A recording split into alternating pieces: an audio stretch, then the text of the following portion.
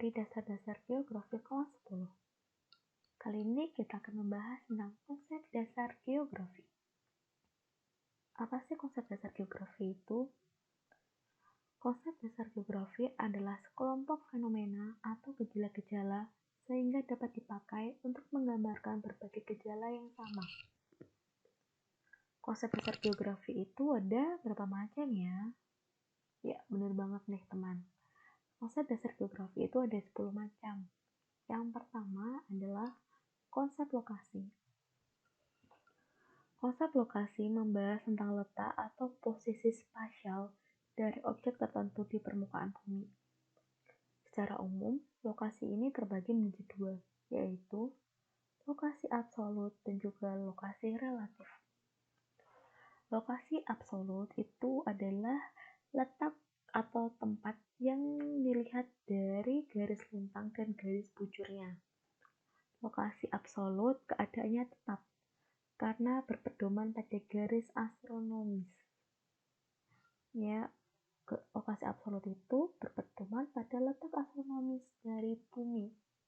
Contohnya nih, letak astronomis Indonesia atau lokasi absolut Indonesia itu terletak di 6 derajat LO, 11 derajat LS, dan 95 derajat BT, 141 derajat BT. Lalu yang kedua ada namanya lokasi relatif. Lokasi relatif ini letak atau tempat yang dilihat dari daerah lain di sekitarnya. Lokasi relatif ini dapat berganti-ganti sesuai dengan objek yang ada di sekitarnya. Contoh lokasi relatif ini itu sama kayak letak geografis. Contohnya nih, lokasi relatif atau letak geografis Indonesia itu terletak di antara dua benua dan dua samudra. Benuanya apa aja sih? Ya, ada benua Asia, benua Australia, Samudra Pasifik, dan juga Samudra Hindia. Oke, selanjutnya kita masuk ke konsep yang kedua. Konsep yang kedua adalah konsep jarak. Jarak adalah ruang yang menghubungkan antara dua lokasi atau dua objek. Konsep jarak ini juga dibagi menjadi dua, sama kayak tadi konsep lokasi. Kalau lokasi itu ada absolut dan relatif, kalau jarak itu ada yang namanya jarak mutlak dan jarak relatif. Jarak mutlak itu adalah jarak dua tempat yang diukur berdasarkan garis lurus di udara yang mudah diukur pada peta. Contohnya nih, jarak antara dari Temanggung ke Semarang itu kalau di peta itu ada 76,2 km. Lalu sedangkan jarak relatif itu bisa dinyatakan pada jarak tempuhnya nih, baik yang berkaitan waktu perjalanan yang diperlukan maupun satuan biaya angkutan. Kalau di sini contohnya jarak dari Temanggung ke Semarang itu ada 1 jam 36 menit. Kenapa bisa dikatakan relatif? Karena setiap pengendara itu bisa lebih atau kurang dari 1 jam 36 menit ini. Jadi rata-rata jarak tempuh perjalanan itu pengendara dari Temanggung sampai Semarang membutuhkan waktu sekitar 1 jam 36 menit. Oke, selanjutnya kita masuk konsep yang ketiga, yaitu konsep keterjangkauan. Konsep ini mengacu pada kemudahan untuk mencapai suatu objek yang dipengaruhi oleh kondisi geografis suatu wilayah. Keterjangkauan tergantung dari jarak yang ditempuh dan yang diukur dengan jarak fisik, biaya, waktu, serta berbagai hambatan medan yang dialami. Seiring majunya teknologi transportasi dan ekonomi, membuat keterjangkauan semakin tinggi, sehingga jarak yang menjadi sangat singkat dan dunia menjadi global yang lebih mudah dijangkau. Keterjangkauan yang rendah tentu akan berpengaruh terhadap sulitnya pencapaian kemajuan dan mengembangkan suatu wilayah. Contoh dari keterjangkauan ini berkaitan dengan kehidupan sehari-hari. Contohnya nih, Kabupaten A membutuhkan pangan dari Kabupaten C. Jadi Kabupaten A membeli barang di Kabupaten C. Nah itu dengan majunya transportasi, perekonomian itu akan sangat mudah untuk para kabupaten itu untuk memenuhi kebutuhannya untuk pasokan pangan, pasokan sandang, dan sebagainya. Selanjutnya kita masuk ke konsep yang keempat, yaitu adalah konsep pola. Konsep ini mengacu pada susunan atau penyebaran fenomena pada ruang muka bumi. Konsep pola merupakan bentuk interaksi manusia dengan lingkungan atau interaksi alam dengan alam maupun sosial budaya. Contoh penerapan fenomena yang berkaitan dengan konsep pola adalah pola permukiman penduduk. Contohnya adalah pola permukiman memanjang, sejajar, kurva linear, melingkar, menggantung, dan juga pola vertikal desa. Oke, kita lanjut next. Selanjutnya adalah konsep morfologi. Konsep morfologi ini menggambarkan perwujudan daratan di muka bumi yang merupakan hasil proses pengangkatan atau penurunan wilayah melalui proses geologi. Konsep morfologi ini berkaitan dengan bentuk lahan yang terkena erosi, pengendapan, penggunaan lahan, ketebalan tanah, dan ketersediaan air. Konsep morfologi berhubungan dengan bentuk permukaan bumi sebagai hasil proses alam dan hubungannya dengan aktivitas manusia.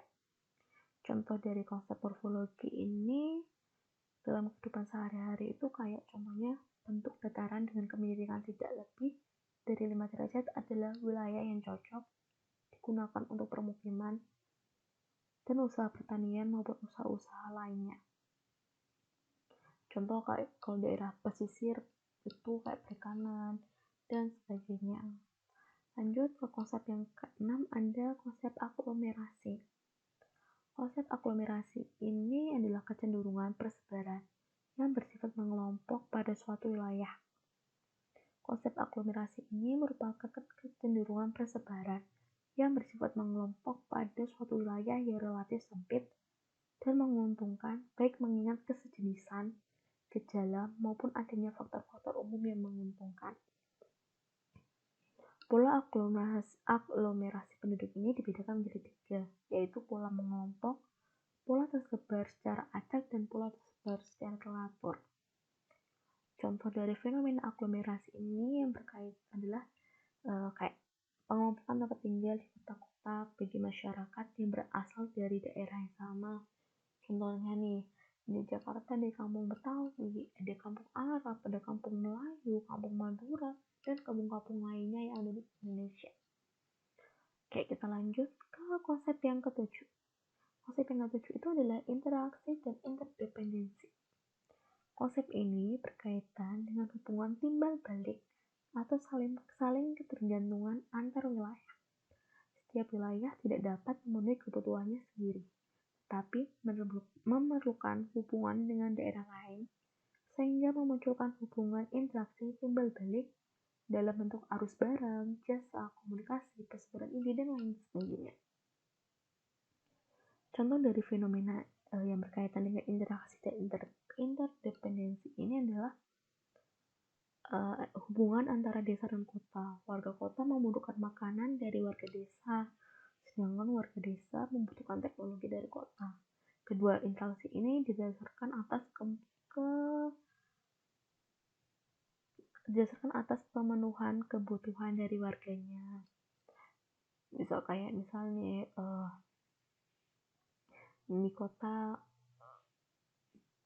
butuh tenaga dari desa, di desa butuh kecerdasan masyarakat kota untuk membangun desa. Nah, itu juga merupakan suatu bentuk interaksi dan interdependensi yang ada. Selanjutnya kita masuk ke konsep 8, yaitu adalah nilai kegunaan. Tentang nilai kegunaan. Nilai kegunaan itu mengacu pada kelebihan yang dimiliki suatu tempat atau wilayah tertentu dan memiliki nilai kegunaan yang berbeda berdasarkan fungsinya. Contoh penerapan dari konsep ini adalah suatu ruang terbuka hijau di kota atau kawasan permukiman mempunyai nilai kegunaan dalam geografis.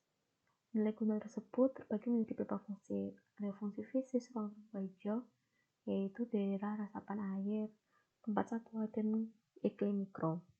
Fungsi yang kedua adalah fungsi sosialnya, seperti estetika dan tempat bermain dari ruang tersebut. Selanjutnya kita masuk ke konsep yang ke-9, ada konsep diferensi area. Diferensi area menggambarkan keunikan atau karakteristik antara wilayah satu dengan yang lainnya. Daerah atau wilayah di permukaan bumi mempunyai kondisi fisik, sumber daya, dan manusia yang berbeda satu sama lain. Berbagai gejala yang problem geografis yang tersebar dalam ruang mempunyai karakteristik yang berbeda. Kemudian, struktur ruang atau distribusi keruangan suatu wilayah berkaitan dengan wilayah lain. Contoh dari konsep diferensi area ini adalah misalnya nih, masyarakat yang tinggal di pesisir laut bekerja sebagai nelayan, sedangkan warga yang tinggal di daerah pegunungan bekerja sebagai petani atau peternak. Selanjutnya kita masuk ke konsep yang terakhir, yaitu konsep keterkaitan ruang. Geografi adalah ilmu sintesis, artinya saling berkaitan antara fenomena fisik dan manusia yang mencirikan suatu wilayah dengan corak keterpaduan atau sintesis tampak jelas pada kajian wilayah.